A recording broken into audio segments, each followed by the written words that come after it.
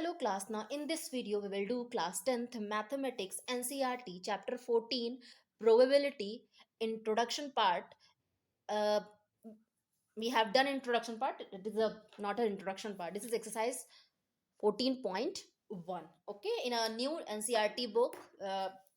जब से syllabus change हुआ है तो आपका जो चैप्टर्स है वो uh, कट गए हैं, और कटने के बाद ये जो 15 चैप्टर था लास्ट 2 ईयर से, वो 15 हमारा प्रोबेबिलिटी था, लेकिन जो नई एडिशन आई है एनसीईआरटी की उसमें ये 14 चैप्टर है. So here we will do class 10th mathematics NCERT chapter 14 probability का. हमने इंट्रोडक्शन पार्ट 1 और पार्ट 2 कर लिया था. पार्ट 1 में मैंने हर एक चीज़ आपकी बताया था जिससे हम लोग फिलिंग इन द ब्लैंक्स को सॉल्व करेंगे, और पार्ट 2 में, इंट्रोडक्शन पार्ट 2 में हमने डेक ऑफ कार्ड्स के बारे में एक्सप्लेन किया था. So let's recall that introduction part and solve exercise 14.1. तो हम इस फिलिंग इन द ब्लैंक्स को करेंगे भी और रिकॉल भी करेंगे, उसको याद करते रहेंगे कि हम लोग ने क्या क्या इंट्रोडक्शन पार्ट में किया है. So without delay let's read and solve. Complete the following statement. इस स्टेटमेंट को कंप्लीट करिए. Probability of an event plus probability of not event, यानी ये देखिए प्रोबेबिलिटी ऑफ इवेंट पीई हम लोग ने पढ़ा है, P E plus P not E is equal to 1. तो इसे हम क्या कहेंगे? 1. ओके, इसे हम क्या कहेंगे? 1. The probability of an event that can't be happen, जो चीज होती ही नहीं है उसको हम लोग कहते हैं 0. उस इवेंट को कहते हैं हम लोग 0, and such event is called impossible event. Such event is called impossible event.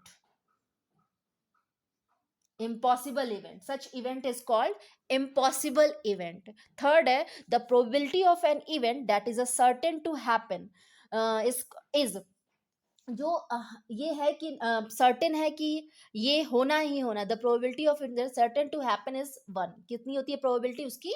1 होती है. और such event is called sure event और certain event. Okay, impossible event 0 और सर्टेन इवेंट को हम लोग बोलते हैं की वैल्यू होती है 1. The sum of probabilities of elementary events, all elementary events, यानी जितने, अगर आपने क्लास 7th और क्लास 9th में स्पेशली, वहाँ पे एक क्वेश्चन था, याद करिएगा, क्लास 9th को रिकॉल करिएगा. वहाँ पे था कि अगर 616 फैमिलीज हैं, उसमें 0 गर्ल्स इतनी इतनी फैमिलीज में है, 1 गर्ल इतनी फैमिली में है, 2 गर्ल इतनी फैमिली में है, तो सबकी प्रोबेबिलिटी बताइए और बाद में शो करिए कि क्या ये सारी एलिमेंट्रीज जो इवेंट है, यानी नो गर्ल की, 1 गर्ल की और 2 गर्ल की, उन सब का एड जो है वो 1 आ रहा है. तो क्या है? The sum of probabilities of an elementary event of experiment is always 1. जब जितने भी आप प्रोबेबिलिटीज को निकालेंगे और जब उसको ऐड करेंगे तो उसका आंसर कितना आएगा? 1 आएगा. Okay, the probability of an event is greater than और equal to 0 and less than and equal to 1. वो 0 से, the probability of an event is greater than और इक्वल टू 0, वो 0 या 0 से बड़ा होगा या 0 के बराबर होगा, और 1 से क्या होगा? 1 के बराबर होगा, नहीं तो 1 से छोटा होगा. Okay, let's they do question number 2. Which of the following experiment is equally likely outcomes? Equally likely outcomes. So equally likely outcomes के लिए क्या है कि equal, इक्वल का इक्वली लाइकली, मैंने आपको बहुत अच्छे से समझाया था इंट्रोडक्शन पार्ट 1 में कि इक्वली लाइकली का मतलब होता है कि हर एक इवेंट का इक्वल आए. जैसे अगर हेड और टेल है तो हेड और टेल को अगर मैंने उछाला तो 1/2 1/2. अगर डायस है तो डायस का भी क्या है? 1/6 2/6 1/6 1 के लिए भी, 2 के लिए भी 1/6, 3 के लिए भी, सबका इक्वली लाइकली होगा. ओके, जिसके दो ही जिस इवेंट का जो कंक्लूजन होगा वो इक्वल होगा सबके लिए. ऐसा नहीं है कि किसी के लिए 3/6 है तो किसी के लिए 5/6 होगा. सबके लिए क्या होगा? एक जैसा होगा. ओके, सो अब करते हैं. A driver attempt to start a car. Driver ने कार को स्टार्ट किया. The car start does not car does the car starts और डज नॉट स्टार्ट. अगर कार स्टार्ट होता है और नहीं स्टार्ट होता है तो उसका जो आउटकम होगा वो क्या होगा? इक्वली लाइकली आउटकम्स होता है. वो क्या होता है? Equally likely outcomes. So a car attempt to start a car, जो कार होता है वो स्टार्ट हुआ नहीं, ये इक्वली लाइकली नहीं होगा। इन्होंने कहा कि ड्राइवर ने कार को स्टार्ट किया, ड्राइवर ने कार को स्टार्ट किया, ये डिपेंड नहीं करता है कि वो कार जो है कार स्टार्ट हुई या नहीं हुई, वो इक्वली लाइकली नहीं होगा कि कार स्टार्ट हुआ। बहुत से फैक्टर है, ड्राइवर अनफिट हो सकता है, कार जो है वो में फ्यूल नहीं होगा, या फिर तो कार क्या होगा, मेंटेन नहीं है, वो थोड़ी दूर जाकर के मतलब कार स्टार्ट ही नहीं होगी अगर कार जो है वो मेंटेन नहीं होगी तो। सो वेरियस कार को स्टार्ट होने के लिए वेरियस फैक्टर्स की जरूरत है, टू इक्वली के नहीं होगा। हर एक बहुत सारे ऐसे फैक्टर्स हैं जो डिसाइड करते हैं कि कार स्टार्ट होगा कि नहीं होगा। केवल दो दो या ऐसा नहीं कि ढेर सारे हमने बनाए हैं और उसमें जो है वो सबका इक्वल लाइकली आएगा। Okay, so a car attempt to the driver start attempt to start a car, the car starts और does not start is not equally likely. आपको समझ में आ गया क्यों? क्योंकि वेरियस फैक्टर होते हैं जो कार को स्टार्ट हो देंगे होने के लिए या ना होने देंगे, ये डिपेंड करता है। Okay, so it is not a equally likely, it is, change कर दो जरा सा पेन को, नहीं तो फिर प्रॉब्लम होगी। it does not it does not equally likely equally likely because car may or may not start start may not start depending on depending on various factors कौन कौन से, like fuel fuel और it may B etcetera. आप मान लीजिए etcetera, आप मान लीजिए इसको कुछ भी हो सकता है, ड्राइवर अनफिट हो। अब ड्राइवर अगर अनफिट फिट होगा तो बात अलग है, अगर अनफिट होगा तो इट मे बी वो कार स्टार्ट ना कर पाए, इट मे बी ना, मे। अब next, a player attempt to shoot a basketball, he और शी और he shoots misses the shot. तो अगर किसी प्लेयर ने बास्केटबॉल खेल रहा है, उसने शूट किया, ओके, तो वो स्टार्ट होगा कि नहीं, मिस करेगा कि शॉर्ट करेगा, वो किस पे डिपेंड करता है, वो भी वेरियस फैक्टर पे डिपेंड करेगा ना। हो सकता है उसको फीवर हो उस दिन, ओके, हो सकता है बारिश हो जाए। सो वेरियस फैक्टर है, इसके लिए कोई भी इक्वल लाइकली इवेंट नहीं है ये। सो इस ये भी क्या होगा, इट इज नॉट, याद रखिएगा ये सब जो है वो नॉट है। So it is not it is not equally likely, it is not equally likely outcomes, it is not equally likely outcomes, as the player may be unfit, as player player may not fit, or any other reason, may not fit or any other reason or any other reason। Okay, let's do the third one। a trial is made to answer a true or false। एक trial किया गया है जिसमें answer या तो true आएगा नहीं तो फॉल्स आएगा। द आंसर इज राइट और रॉन्ग, अगर उसका आंसर राइट और रॉन्ग आता है तो क्या वो है, वो होगा, हाँ होगा, क्योंकि इसके दो ही आंसर है ना, राइट या रॉन्ग। किसी भी कॉइन को टॉस करेंगे तो उसके दो ही होंगे, या तो हेड नहीं तो टेल। सो इक्वल में डिवाइड है ना, कि राइट के लिए भी 1/2, रॉन्ग के लिए भी 1/2।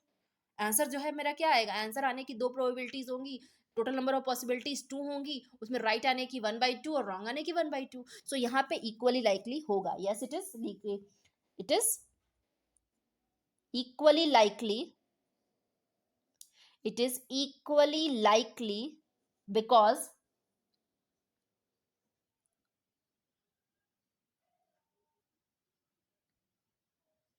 it is equally likely because result either wrong, because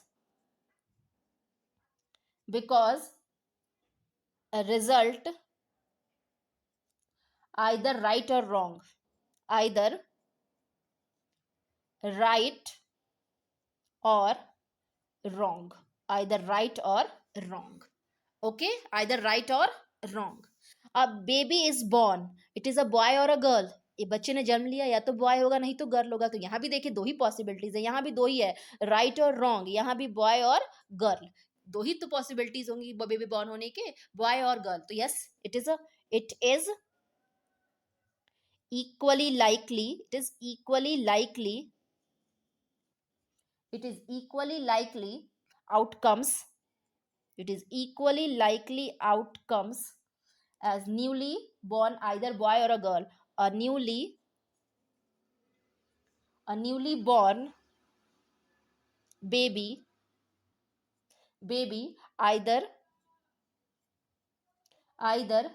boy or girl, either boy or girl। okay, next, why is tossing a coin, solution है हमारा, सॉल्यूशन है कि why is tossing a coin considered to be a fair way of deciding which team should get the ball at the beginning of the football game?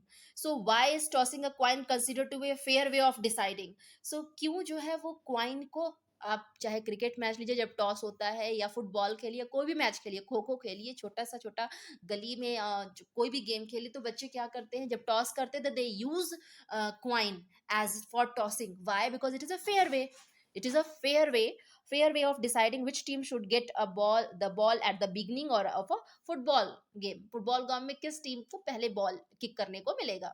so yes, it is a fair way. Why? Because it has a two owner, this is a equally likely event, so coin is equally likely event, so coin अगर equally likely होगा, इसका मतलब वो क्या बोलते हैं उसको कि दो ही ऑप्शन होंगे ना, अगर किसी ने बोला हेड, हेड आया तो उसको क्लिक करेगा, अगर हेड नहीं आया, टेल आया, तो दूसरी पार्टी को मिलेगा। ओके, सो लिखते हैं अब इसको हम लोग कैसे लिखेंगे। The toss of coin, the tossing of coin,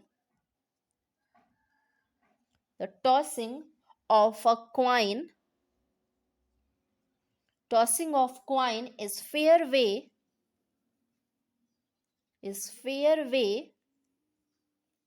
of deciding, fair way of deciding because fair of way of deciding because the number of possible outcomes, the number of possible outcomes, possible outcomes only two is only two, that is either head or tail, that is either head or tail. It considered to be it considered considered to be completely unbiased, to be completely unbiased। Okay, completely unbiased. So you will go through each and every step, बहुत easy है, probability सबसे easy है ना, you will gain a maximum marks in your board examination as well as in competitive examination. Okay, so next video में हम लोग आगे के फर्दर क्वेश्चंस करेंगे एक्सरसाइज 14.1 के। Thank you.